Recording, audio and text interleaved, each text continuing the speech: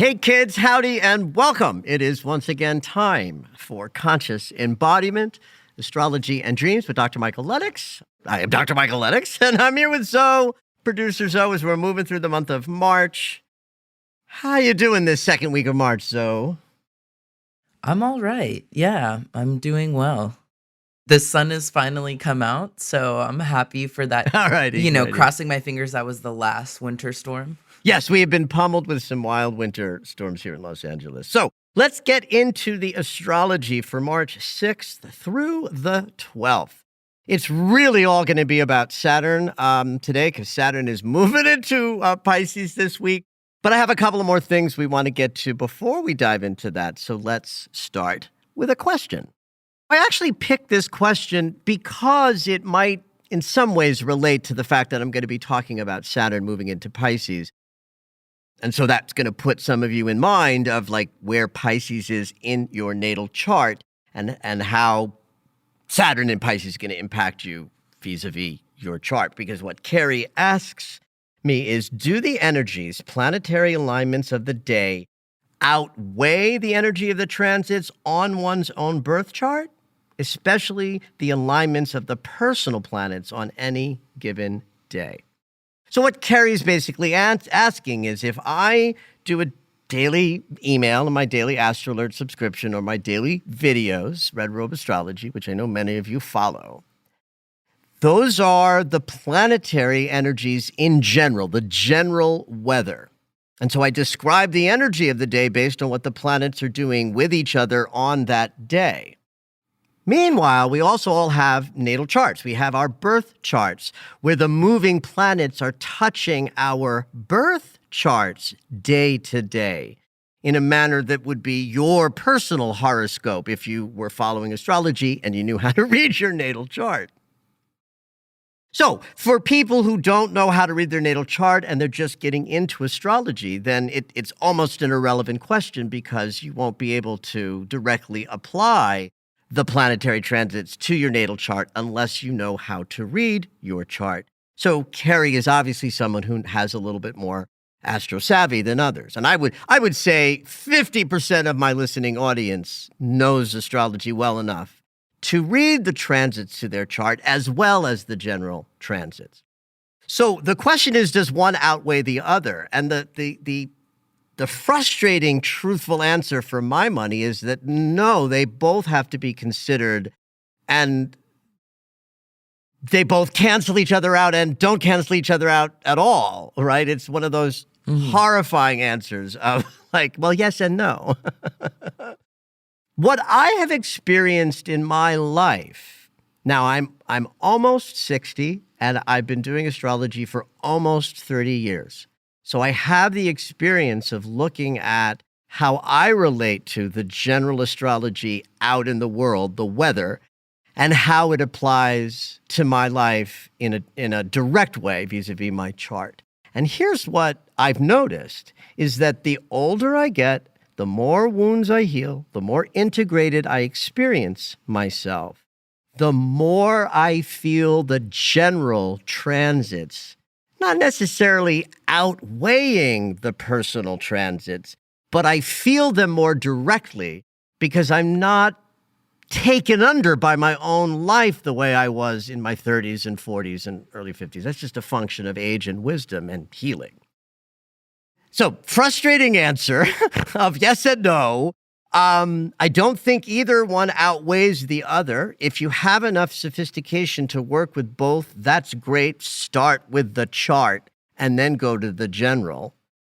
Mostly because I wouldn't want you to miss something that might be important with the way, say, transiting Mars is hitting your chart that you would miss if you were just looking at the general.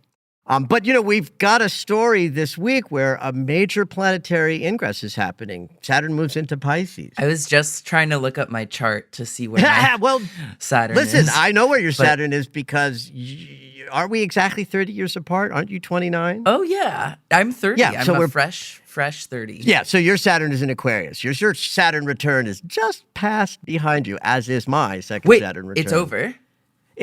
Yes, it is over. Yes. Thank God. But Saturn moving into Pisces is a good opportunity for us to think about, well, This is happening in two ways. That is, it's happening in general transit land. The whole planet is experiencing the great teacher changing signs this week. And you all have a Pisces house in your chart and ways in which during the next 3 years, Saturn in Pisces is going to make transits to your natal chart that is specific to you personally, but also transpersonally, that we're all moving through Saturn in Pisces kind of in the same way at the same time.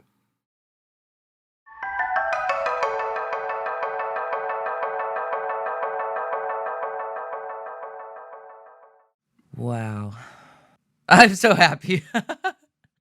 You're so happy that your Saturn return is over? Yeah, I mean, learned a lot. That's all I gotta say. Listen, me too. And I underestimated how difficult mine was going to be in 2021 as I was getting ready to move into last year. I was like, oh, this will be a breeze because I'm just so good at my karmic work. And it's like, yeah. And I was good at it. I did a good job. But man, it was hard. But let's cover one or two things before we get to Saturn's ingress into Pisces. So let's start with the first big piece of news this week, which is the full moon in Virgo tomorrow. Interestingly, one of the hallmarks of this powerful full moon is that Saturn is hovering at the very final last moment of Aquarius. 29 degrees, 59 minutes of Aquarius is where Saturn is at the moment that the full moon is exact tomorrow at about 4:42 a.m. Pacific, very early in the wee hours here in the West Coast. So we're really in the full moon building as you hear this podcast if you're tuning in Sunday night or Monday. Pluto is at the very final degree of Capricorn.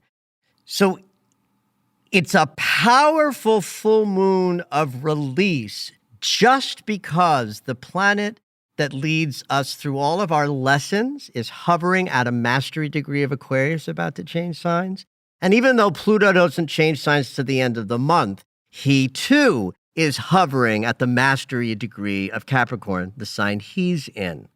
So if you think of a full moon that's designed to help us release things at a very embodied level, right? The sun in Pisces is spirit. Virgo invented the human physical body.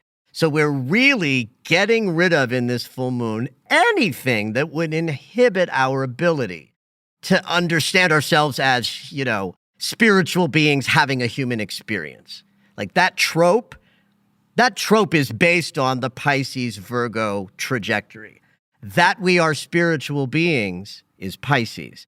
That we're having a human experience is Virgo. Virgo says, hey, spirit, I'll build you a body so that you can come here and have a spiritual experience in human form. So if that's the essence of Pisces and Virgo, and we're looking to let things go in a full moon, and Virgo is also ruled by Chiron, so it's a healing full moon, and we've got the teacher and the transformer hovering at mastery degrees of the signs that they are in, about to change signs, radically altering life on planet Earth in this one single month. Jeez. This full moon counts like a motherfucker to be freer of the things that would inhibit you from being more aware of your spiritual oneness. Because without that, kids, I don't know how we're going to make it through the next decade. Okay. Wow. Well, you understand this from your training in Inspire, being a spiritual practitioner, right? Yeah. It's just thinking of it. It's like, do it now, or the next 10 years is going to be rough. Well, yeah, and but it's always time for now, right? It's always time. It's always now. Is a moment to. And if you hear that, I want everybody to hear the hyperbolic sort of expression of, yes, do it now. It counts, without taking it so far that you feel like you're going to fail the next 10 years if you miss it. If you can't miss it, you won't fail. But there's still a call to action that's powerful. And in fact, If anything, this is a deeply profound spiritual consciousness because the Sun and Neptune are conjunct in this full moon. And Neptune is the ruler of Pisces, the inventor of the unconscious, and our access to spirit. So it's a very dreamy consciousness that we're working with this very precise Virgo moon that's capable of doing a little psychic surgery on us with the detail-oriented that the Virgo consciousness brings. Now, I'm about to talk about the fact that Jupiter and Chiron are coming together by conjunction towards the end of this week on the 11th. This is important because where they are, and this includes Venus, she's a little further ahead in Aries, but remember last week's podcast episode, we talked about Venus conjuncting Jupiter and Chiron, expanding our belief in the possibility of love and more of it, and telling us that we have healings to do in order to receive and contain it. And the full moon angle, the degree of where the moon is, hits Jupiter, Chiron, and Venus in the Great Eliminator angle. My favorite angle in astrology, the 150-degree inconjunct, tells us that the healing we've been focused on all of this lunar cycle, with the new moon that kicked us off and Venus's beautiful healings of last week, set us up in this new moon today and tomorrow to let go of gunk in our hearts that inhibit us from having a more powerful experience of we are spiritual beings having a human experience. So I'm going to leave it at that. Like, it's a powerful full moon, big healing on the 11th from Jupiter and Chiron exacting their conjunction. But I really want to get to Saturn. I want to devote the rest of this podcast to just Saturn moving into Pisces, which he does tomorrow.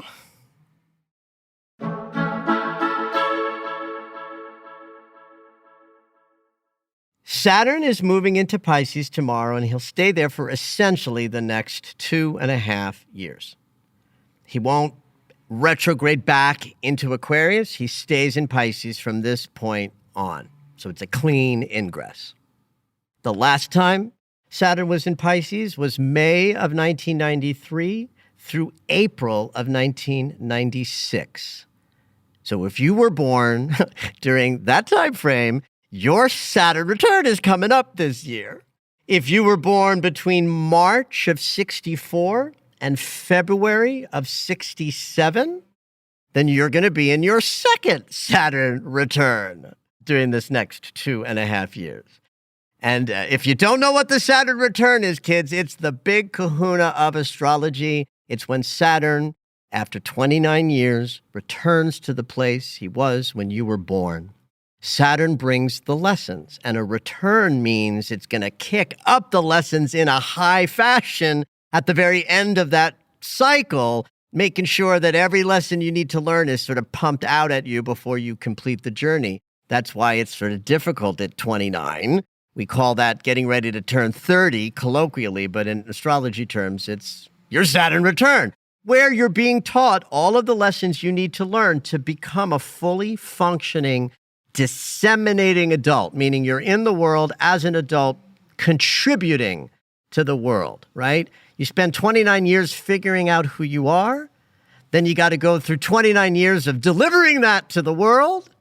And then in your second Saturn return, if you're of that age group, that's when you're in the lessons and the preparation for the deep wisdom cycle that happens in your sort of elder years, where you become an elder and your charge is to mentor the adults, where the adults in between 29 and 59, now they are mentoring the youth. So when you hit your second Saturn return, you kind of up level to becoming an elder. And in a working, functioning society, the adults mentor the youth, the elders mentor the adults, and the ancestors speak to the elders to keep everything sort of cohesive and in alignment. So in that second Saturn return, if you're not ready to be handling wisdom at a higher level, you'll go through the lessons to prepare you for that. And do you identify as an elder, Michael? I do. In fact, I'm not hiding Cool. this. I started growing my beard. Not that this is a mark of an elder, but it's sort of an example of something that I came to at the end of my Saturn return.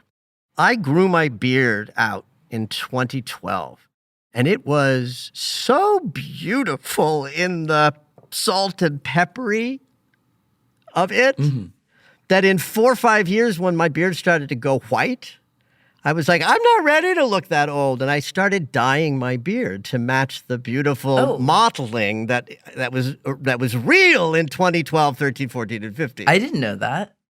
The minute my second Saturn return was over, I was like, we are not dyeing the beard anymore.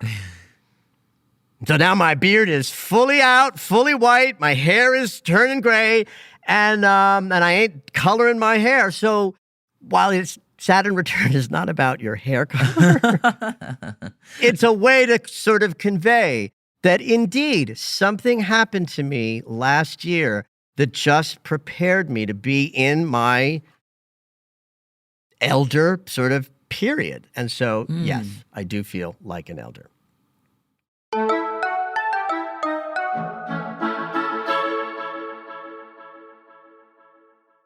So let's talk a little bit about Saturn and Pisces in a more general way. I just watched the movie Everything Everywhere All at Once for the second time. Love it. Well, it was such a great movie. Such a great movie. It's this generation's Matrix. It really is, because it's a game changer with perceiving life and consciousness in a manner that is beautifully told to us as in storytelling.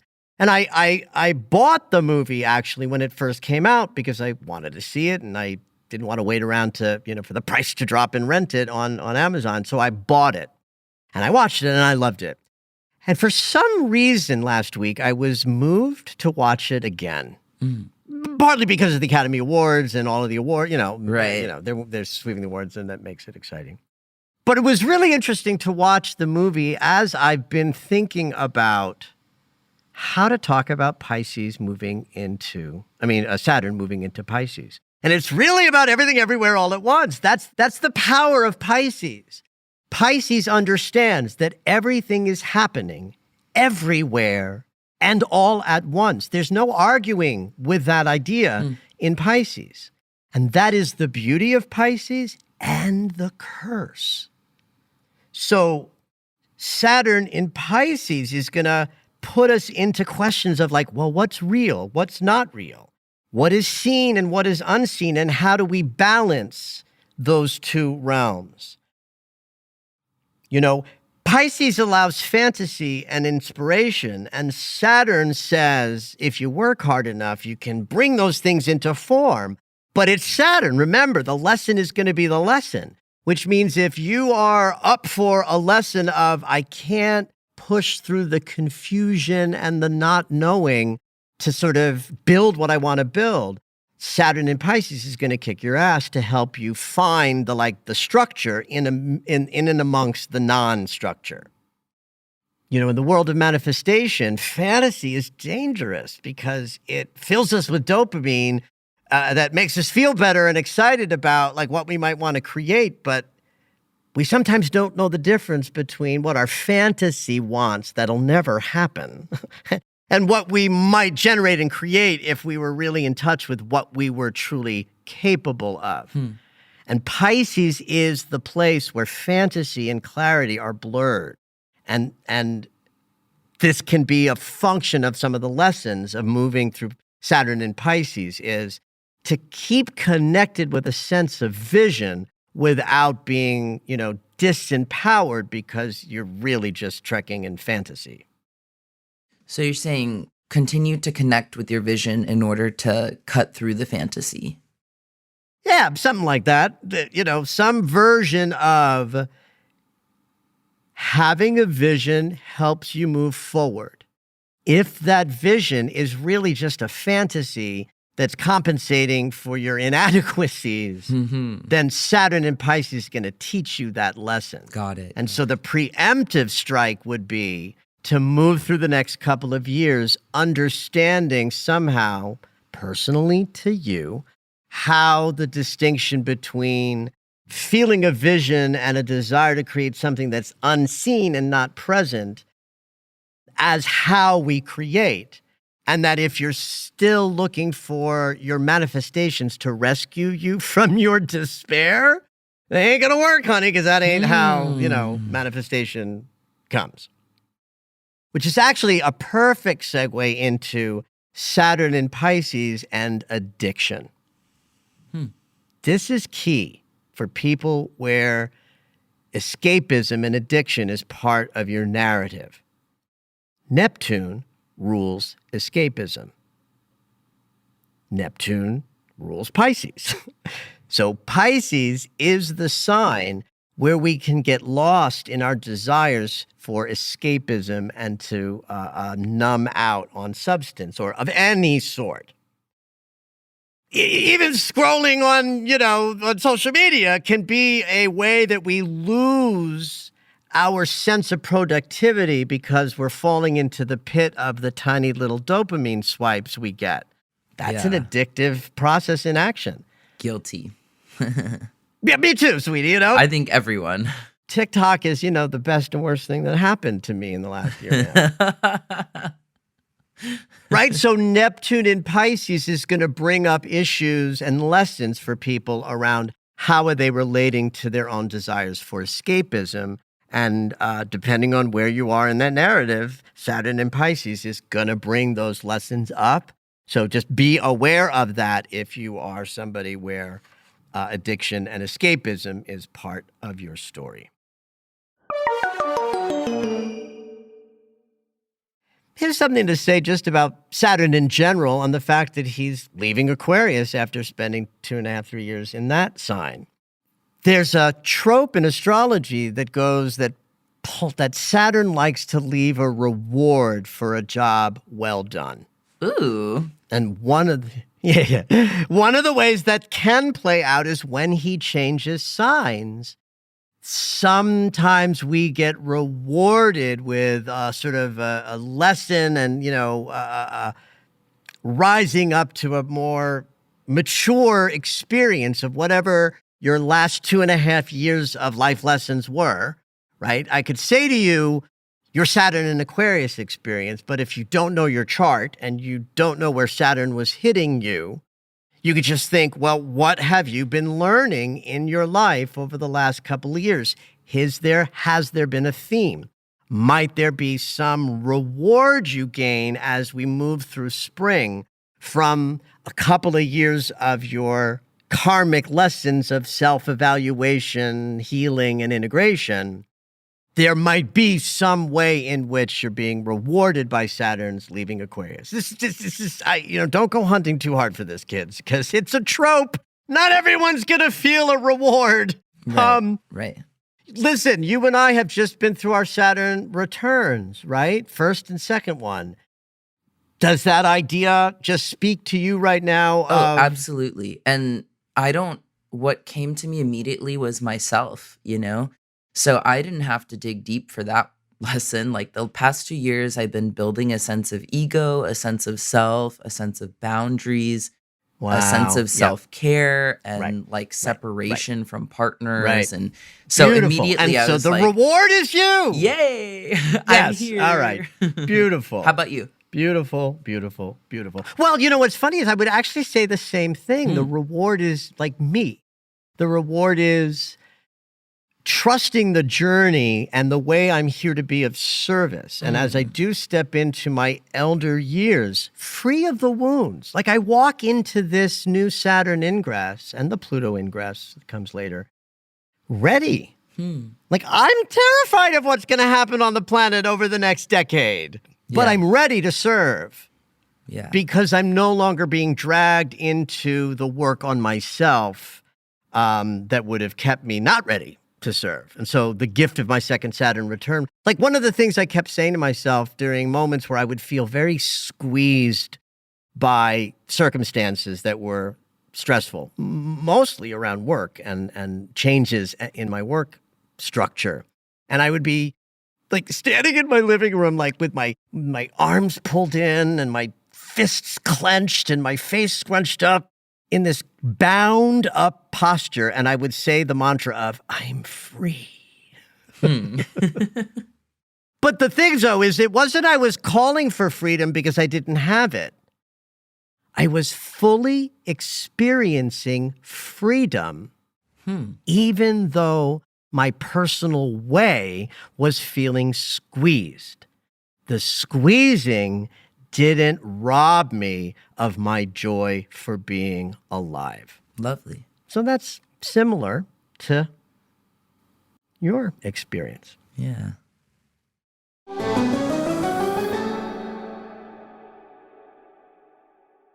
Pisces is where we derive our creative inspiration and our spiritual connection, right? So right there is some clarity about lessons that might come up over the next 2 years, which is both about expand your spiritual connection and deepen your creative inspiration, but learn how to stay grounded as you do.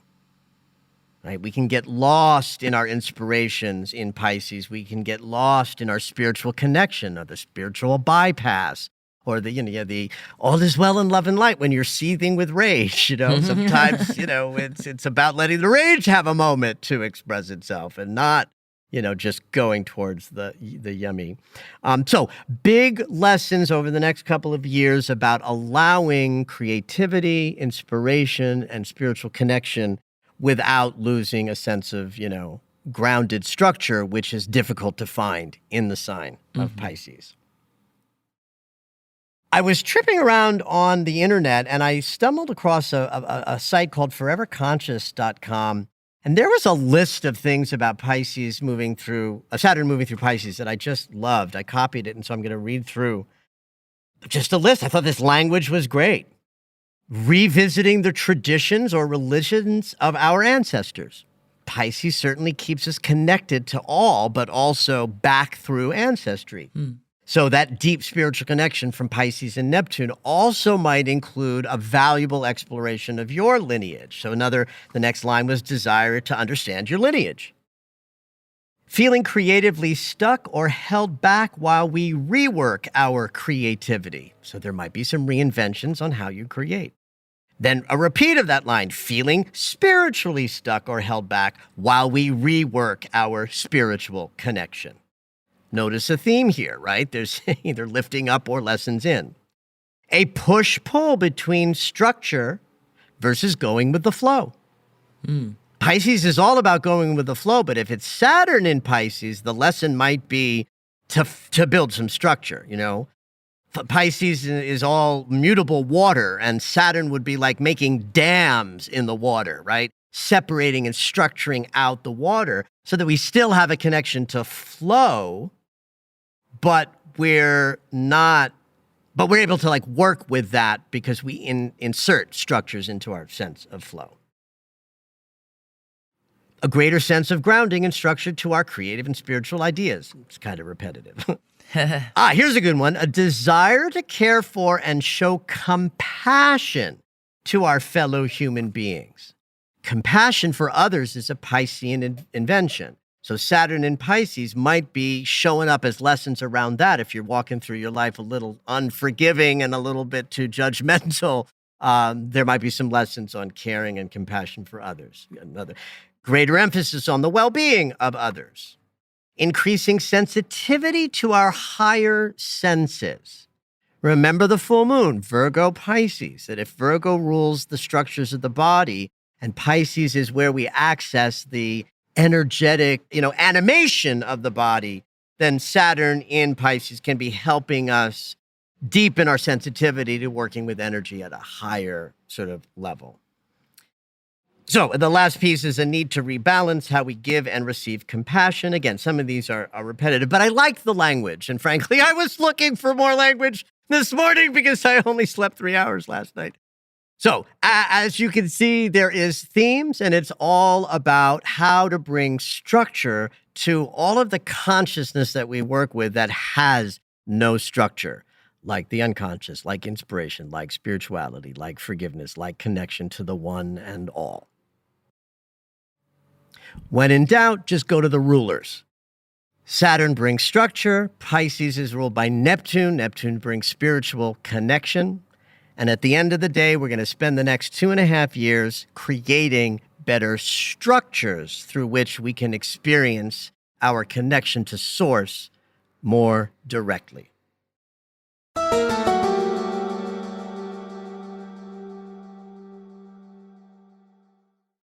Okay, so the last thing I'm going to chat about with Saturn and Pisces is to take this information to your natal chart.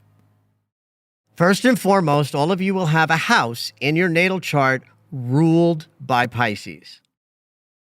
Find the meaning of that house and start thinking about that area of your life and your consciousness. Because the house ruled by Pisces is where Saturn is going to be spending most of his time over the next 2.5 to 3 years.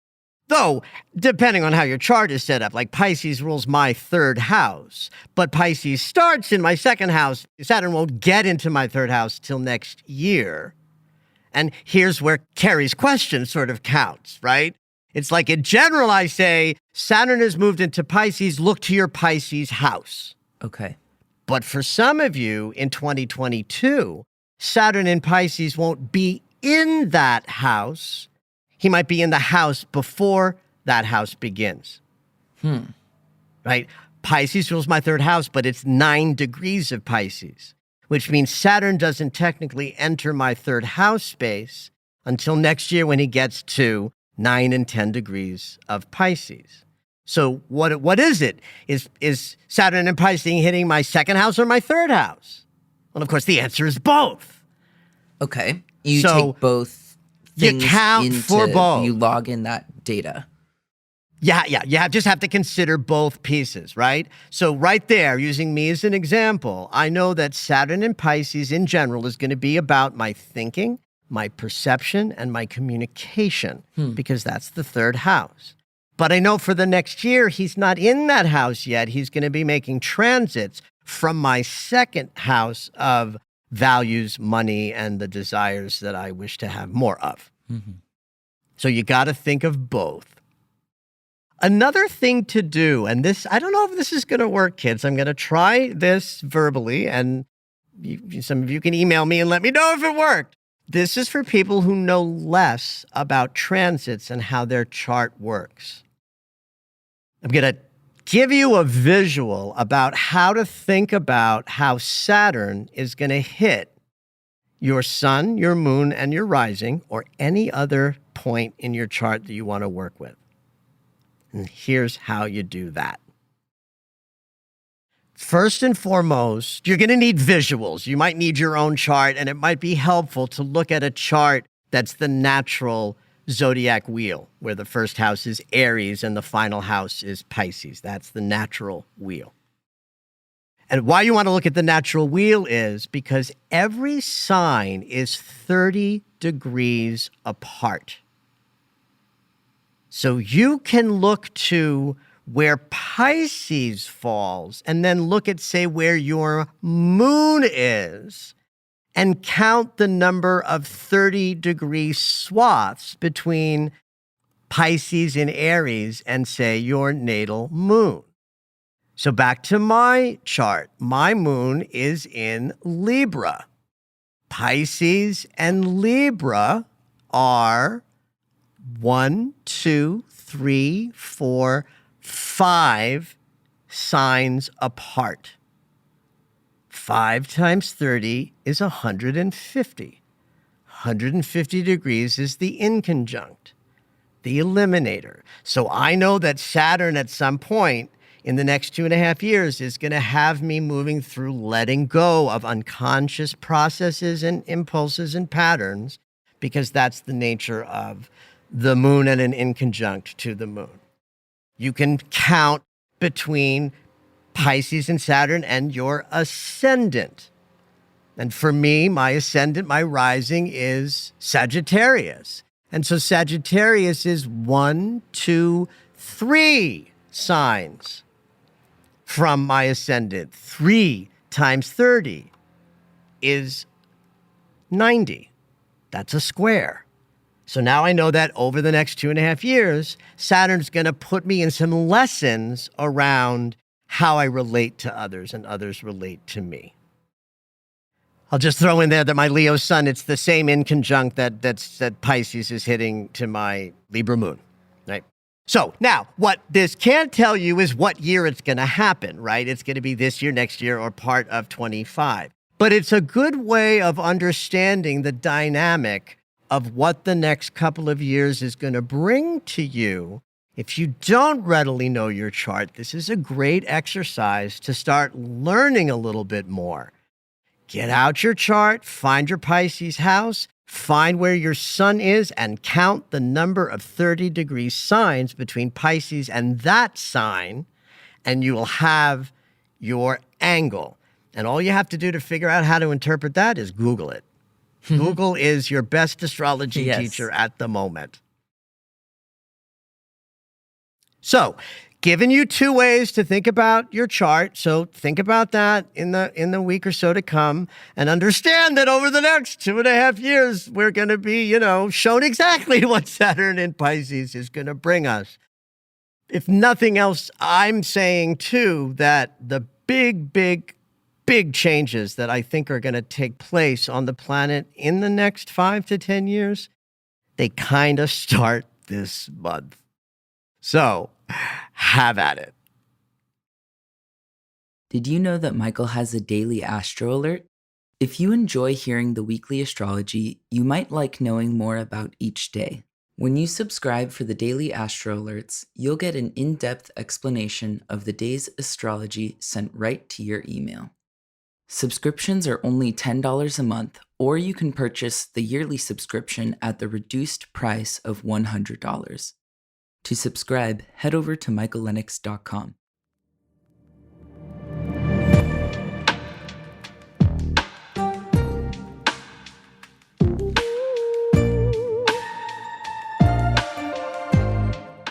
All right, it's dream segment time. Every week, Dr. Michael will interpret dreams that are sent in via email or take a live caller. If you would like your dream interpreted on the podcast, you can go ahead and email us at dreams@michaellennox.com. Hopefully your dream will make it onto the show.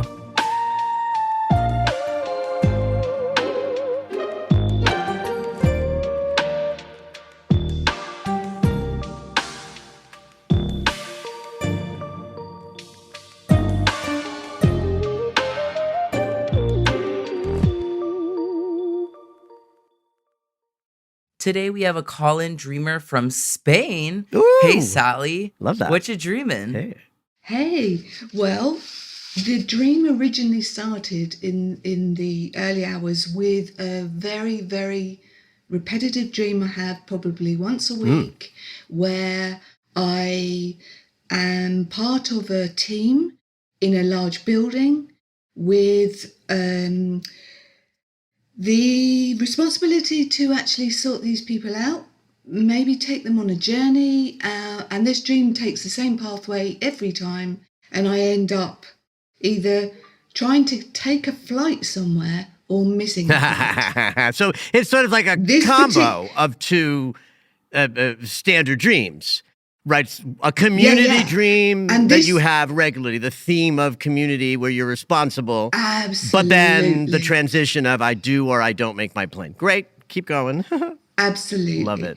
So this particular one ended with me promising to walk away from the office and solve some problems for the team that I had at that time. As I walk away from the office, I am joined by this companion. I have no idea who they were, kind of walking behind my right shoulder.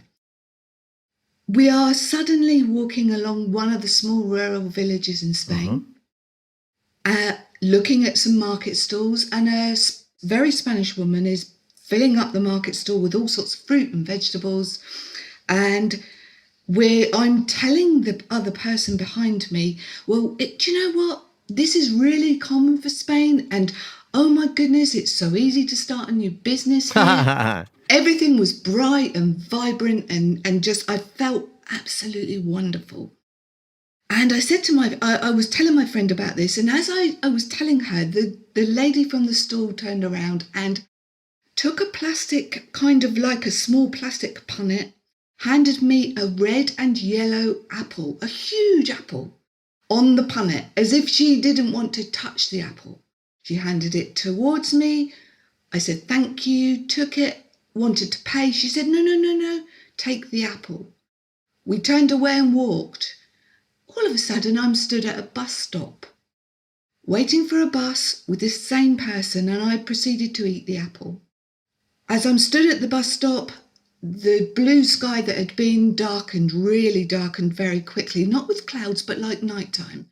And all of a sudden, bats, looked like birds, but then I could see there were bats. We've lived in an area in England and here with bats. And I said to this person, oh, there's bats coming, still eating the apple. As the bats started to get more and more and more, huge brown bats decided to descend straight at me. And I could feel the fear just rising through my body. And I'm thinking, all they want is the apple. Just give them the apple. Stop eating the apple, just give them. So I started to bend down. And as I bent down, they literally, one of them enveloped me in their wings, took the apple from me, from my mouth, started to eat it.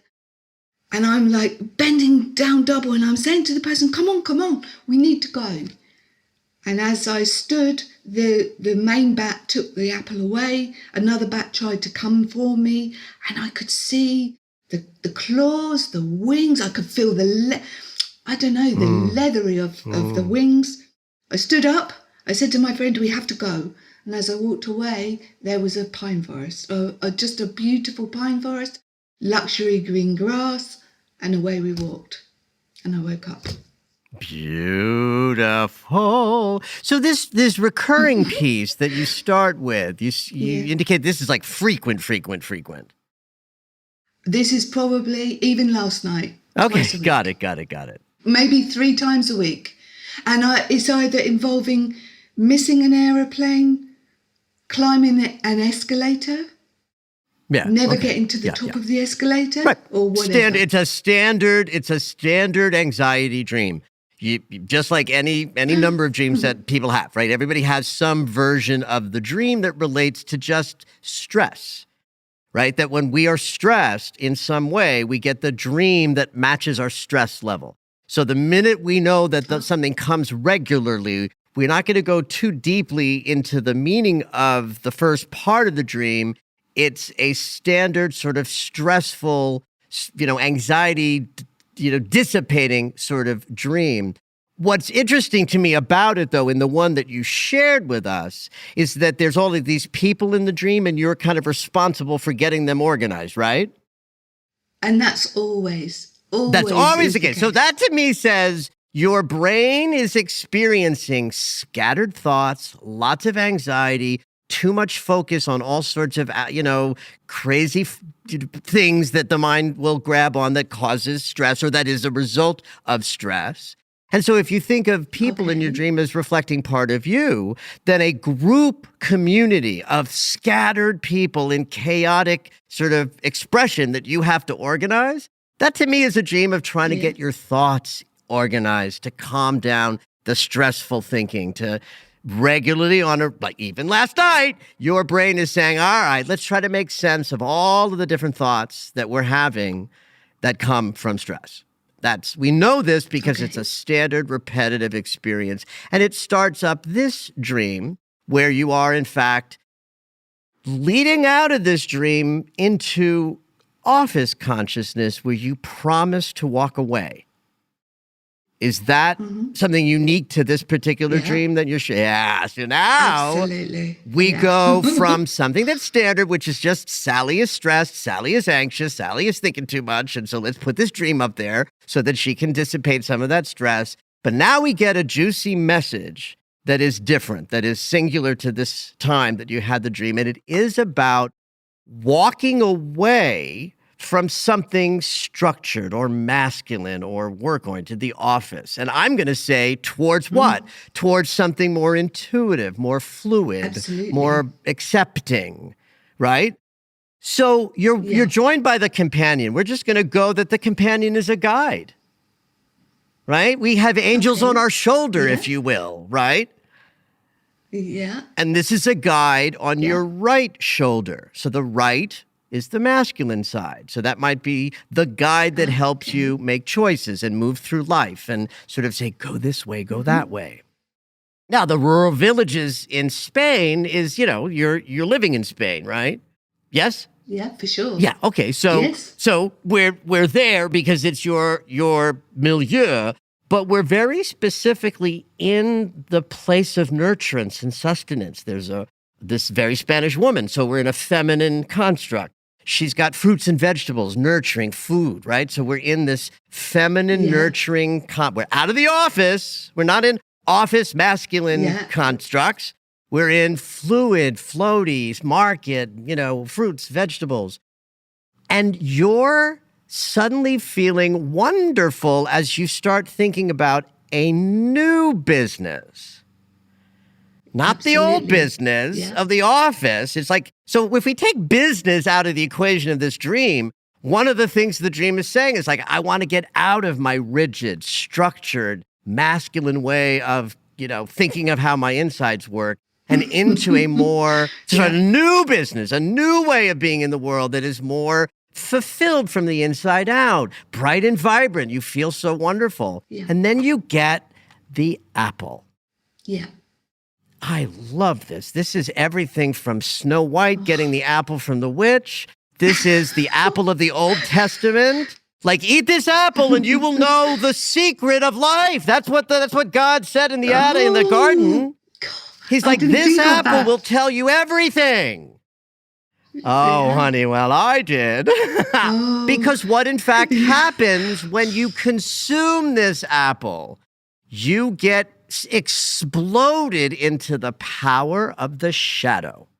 It's suddenly nighttime. That means shadow. Now we're in what's hidden, what's in the invisible, what's in the unconscious, what needs to be explored that has not yet been explored. Shadow. Who can move around the dark really well? Bats. Bats. Bats Yeah. are a beautiful course, symbol of of I will help you navigate the shadow because I am uninhibited or unhindered by the dark. I use my sonar. I don't miss a rock or a tree or a brick or a house or a building. I can fly around the dark. And if you eat this apple, this red and yellow apple, which is the root chakra and the belly chakra.